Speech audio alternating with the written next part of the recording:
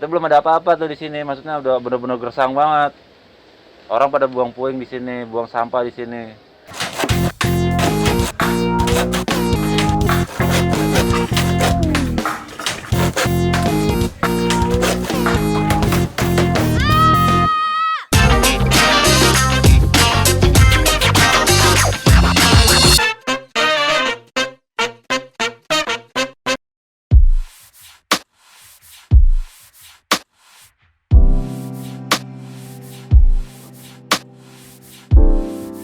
Dulu nggak kayak begini loh Padepokan Ciliwung Condet ini.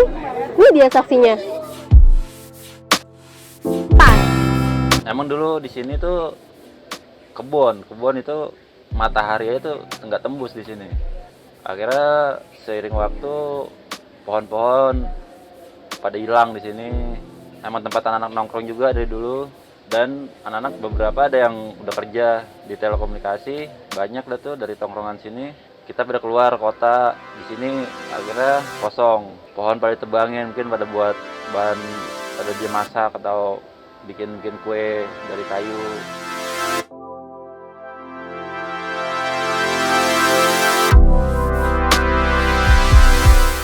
Namanya kampung sendiri, ya mesti dipelihara dong. Kan nggak lucu kalau sampai disalahgunain sama orang lain. Waktu anak-anak nggak ada juga, di sini ada orang luar nempatin tempat ini, dan mereka bikin markas di sini. Begitu kita pada balik kemari, kita kaget kan, wah kok tempat kita ditempatin nih sama orang luar. Udah gitu orang luarnya bikin masalah sama anak-anak kita. Akhirnya terpaksa kita usir mereka kan, kita usir. Dan yang punya tanah datang kemari, ngobrol sama Bang Lantur, mungkin Bang Lantur obrolan apa gitu, dan akhirnya kita minta kita kelola nih tempat, kita kelola. Seperti bibit menjadi sebuah pohon, ini adalah sebuah proses yang luar biasa. Maka jangan berhenti berkarya, baik untukmu, untuk orang lain, dan juga untuk bangsa ini. Kita tanam awalnya tuh pohon ceri, karena pohon ceri kan itu dia cepat besar gitu, biar adem dulu dan tempat. Udah mulai pada agak-agak besar. Ada dari apa gitu saya lupa juga, dia mau nyumbang untuk bikin padepokan yang di situ, yang buat anak-anak suka latihan acting.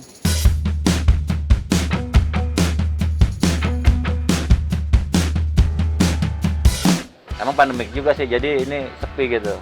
Kita ngobrol sama Bang Lantur, kita bikin rame aja lagi yuk. Lah yuk kata Bang Lantur, kita bikin warung aja yuk. Lah yuk kata Bang Lantur, bikin warung Jok. Jadi kita buat pergerakan nih, ada buat beli paku, buat beli apa, bisa dari duit warung. Ya udah, kita bikin warung. Mulai beli pakunya aja dulu, nanti juga ada kok yang bisa dipaku. Saya ajak lagi anak-anak, ayo, kita rapin tempat lagi yuk. Kemarin kan banjir udah selesai tuh, pandemik ya, emang masih pandemik dah, biarin dah. Udah kita rapin terus tempat dikit-dikit, alhamdulillah udah kayak begini. Rembukan dulu, itu awal niat bisa diwujudkan. Karena mencari solusi itu kan harus yang pas dan tepat untuk semua orang. Makanya kita gimana nih caranya biar ini kita jangan sampai nih lingkungan hancur gitu. Ayo dah, kita bergerak dah. Ntar mah mau kita kerja bakti, mau makan kayak nasi pakai daun singkong doang juga jadi dah. Udah akhirnya anak-anak ngumpul lagi setiap hari. Ada aja mereka kerjain apa, bersihin kebun. Saya juga bilang sama anak-anak, nggak usah hal besar dulu yang ini. Kita dari hal kecil aja dulu. Kalau kita jalan nih, kita lihat ada sampah plastik, comot, bilang gitu kan, comot taruh di tempat sampah. Mulai dari sampah yang berserakan di depan mata, kita pungut, lalu kita buang ke tempatnya. Nah, itu juga termasuk sikap peduli terhadap alam.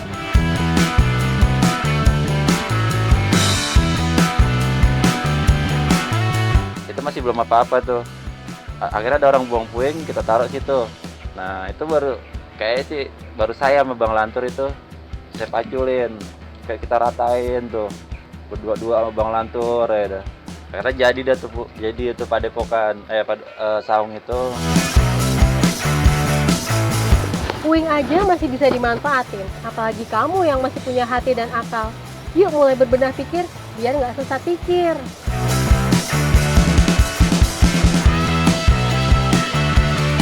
Kerja terus, dikit-dikit kita tanam-tanamin pohon-pohon yang lain, kita bibit-bibitin pohon-pohon salak. Dan saya juga akhirnya nikah kan, saya nikah. Lama tuh saya nggak kemari. Nah, kalau ngobrolnya udah selesai, kayaknya tinggal kerjanya aja deh. Biar yang namanya wacana itu berubah jadi nyata.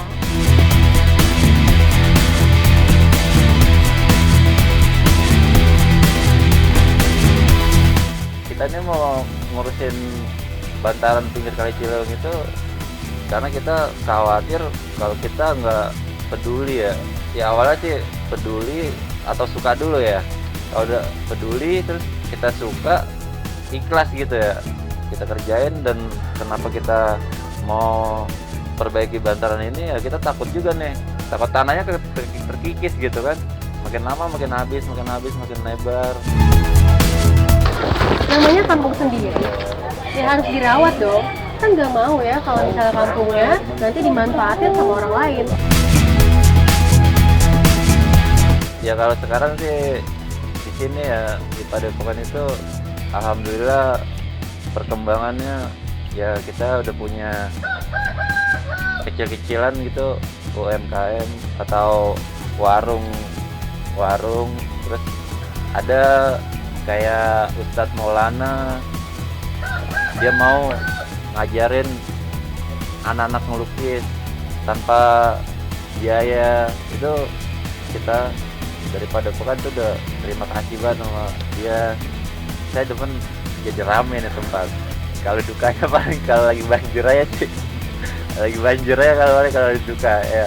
Ya tapi tetap gimana, emang udah alam ya, kita nggak bisa nahan. Wow, ternyata Padepokan ini pernah kena banjir loh.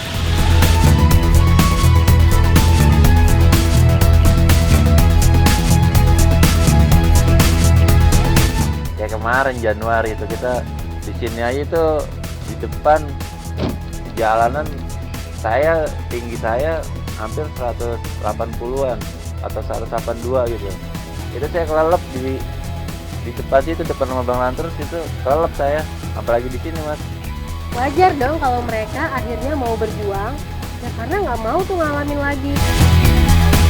Jadi tuh barang yang banjir, orang kanyut, barang yang pada kena banjir, barang yang pada kanyut, mampirnya di sini semua nih.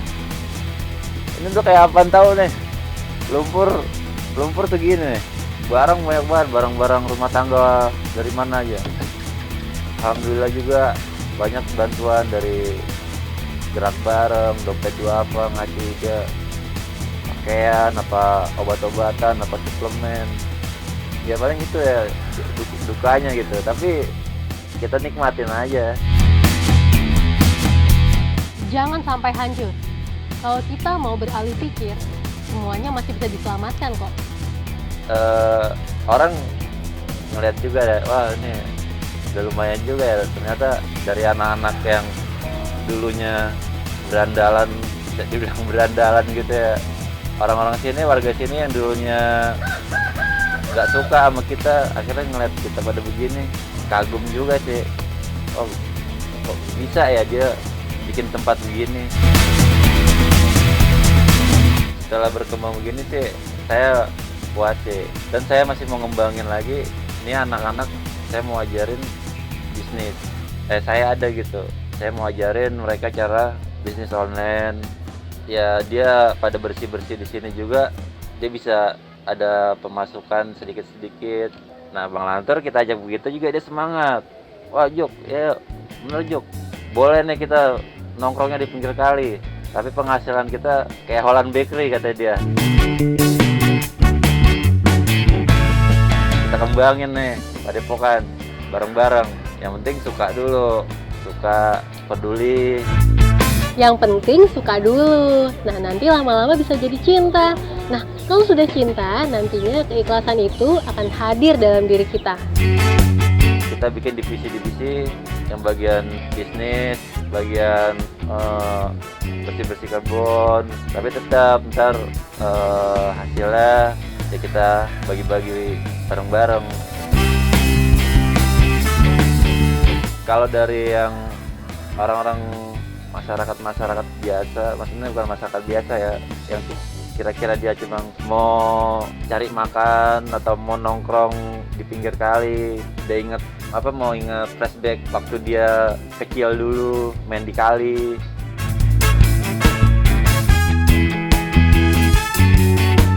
Mari kita kembangkan potensi hati agar tak terkikis oleh hawa nafsu.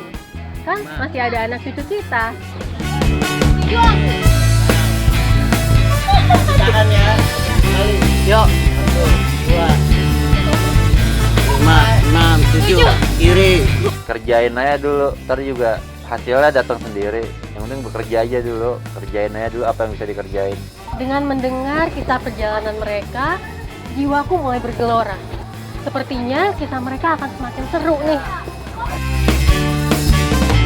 Kalau harapan saya sih kedepannya nih buat generasi di bawah saya ya, mudah-mudahan mereka mau nerusin perjuangan, bisa dibilang apa ya, abang-abangannya dia atau orang-orang tua dia, kayak kalau Bang Landru kan bisa disebut orang tua gitu kan. Masih banyak cerita menarik dalam serial pemberontakan anak-anak sungai ini dengan perjuangan mereka yang santuy. Mudah-mudahan ya mereka pada nggak bosan, karena nih tempat udah terlanjur separuh atau udah hampir jadi gitu. Kita tinggal kembangin dikit-dikit. Mudah-mudahan mereka tetap komitmen atau jangan sampai nyerah gitu. Sampai ketemu di episode selanjutnya. Bye-bye.